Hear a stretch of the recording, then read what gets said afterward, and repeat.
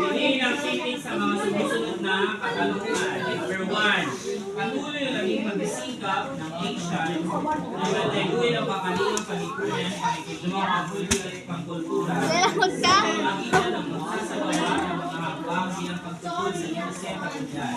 Anong aspeto ang pinutugunan ang pagkakaroon ng kalusugan sa pamamayan? Letter A, pangkultura.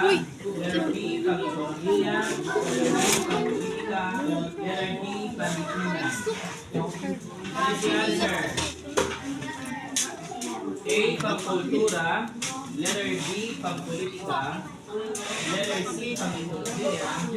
Letter D, pang-lipunan. What is the answer? Letter? Ano answer? Letter? Patuloy na naging pagsisikap ng Asia na may tabuhin ang pagalingang panlipunan, pang-ekonomiya, pang-politika at pang-kultura. Pang-politika, pang-kultura at pang-panlipunan, pang-politika, pang-ekonomiya, pang-kultura.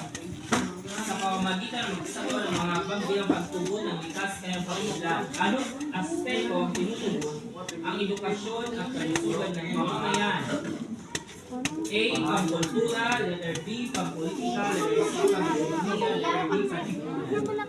The answer is letter C, pang-ekonomiya. Number 2. Ang 2030 agenda para sa likas at pag-unlad na pinagbibigay ng lahat ng mga kasapi ng nagkakaisang mga bansa noong 2015 para sa mga tao at daigdig. Ngayon at sa mensahe na harap, ano ang naging bunga nito? Letter A, ito ay nagbigay ng isang malinang tungkulin sa kapayapaan, kasaganaan. Letter B, maraming tao ay nakasisi nito.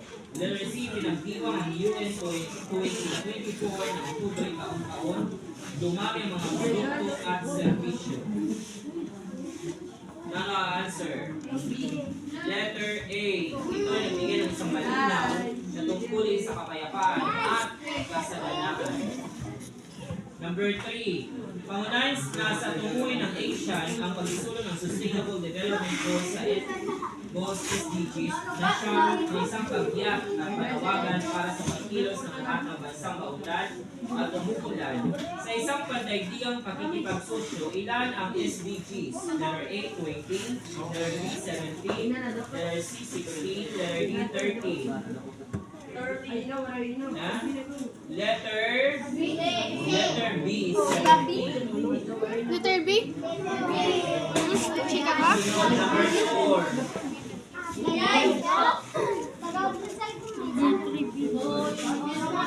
Kinilala ng ASEAN ang pagwawakas sa kahirapan at iba pang mga kakulangan ay dapat makipag-ugnayan sa mga estratehiya na tutugon sa mga pangangailangan ay dapat makipag-ugnayan sa mga estratehiya na tutugon sa mga pangangailangan ng tao. Alin sa mga ito ang hindi kabilang sa mga estratehiya? Letter A, nagpapabuti sa kalusugan at edukasyon. Letter B, dumami ang naninirahan sa mga lugar na urban. Letter C, nagpapababa ang antas na hindi pagkakapantay-pantay. O letter D, nagpapalakas ang paglago ng ekonomiya. What is the answer? Letter D, as in Oy, check up! nagpapalakas ang paglago ng ekonomiya. Number 5, mahalagang pangalagaan natin ang mga kailangang lupa ng bansa. Sapagkat ito ang isa sa pangunahing pinagmumulan ng pangailangan ng tao. Alin sa sumusunod ang hindi halimbawa ng klasifikasyon ng lupa? Letter A, lupaing agrikultural. Letter B, lupaing residensyal. Letter C, lupaing industrial. Letter D, lupaing hinira. Letter D, lupaing hinira. Parang lupaing kuwan. Paano yung agricultural, residential, at dairy, lupaing hinira. Okay, sa likod ng papel. Bilang isang mag-aaral, papaano ka, o isulat mo na ako sa paisipan. Bilang isang mag-aaral, paano ka makatutulong ng kalinisan, ng kalinisan sa iyong barangay.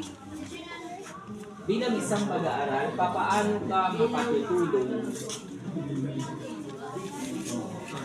Paano ka makatutulong ng kalinisan?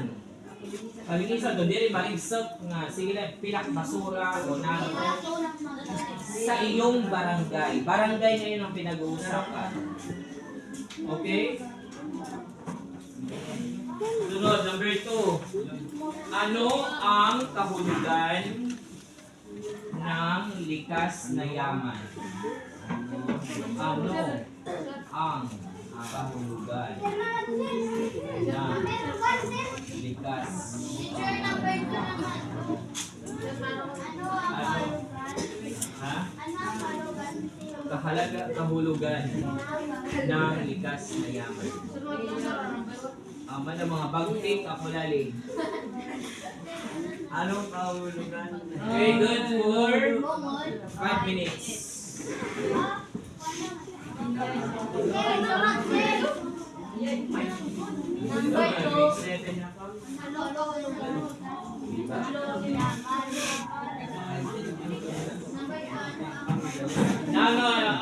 Natutulong mo sa iyong barangay sa kalinisan. Halimbawa, bilang ako ay isang mag-aaral, tutulong ako sa pamamagitan ng pagsunod sa mga batas na ipinatutupad sa barangay. Yung pagtapon ng basura ay dapat nasa tama. Tapos, kailangan tumulong ako sa pagwawalis sa kapaligiran. Ano pa nila? Sunod. 5 sentences. Kailangan rin isumbong sa mga barangay opisyalis ang mga nagtatapon ng basura sa hindi tama para pagmultahin sila. Oh, 5 sentences. 15. 5. Tapos naman ang likas na yaman. Halimbawa, ang likas na yaman ay ang mga halimbawa nito ay yamang lupa, yamang mineral, yamang tubig. Ang mga halimbawa sa yamang tubig ay mga korales, perlas. Oh, yamang lupa, ang makukuha natin ay mga puno, mga kahoy, mga gulay. Sa yamang mineral naman, makukuha natin ay ginto, tila, kanso, bakal, at puno na ganser, mga iday.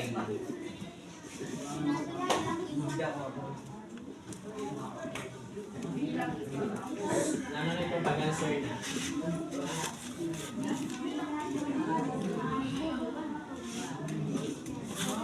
Natag ko na answer kanina.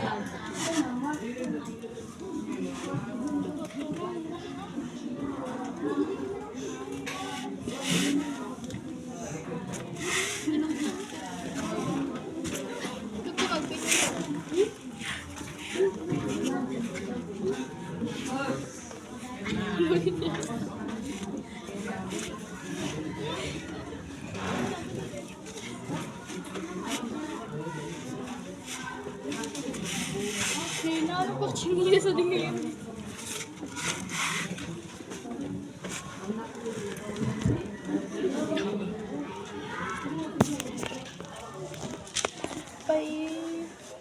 Punta pa dito sa lulo. Punta pa dito sa lulo. Ngayon ba?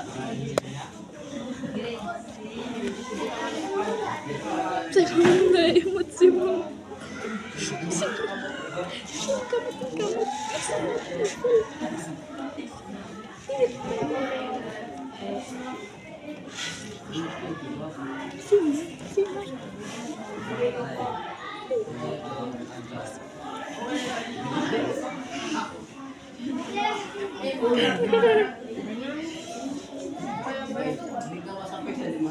Segundo, assim, Cristina.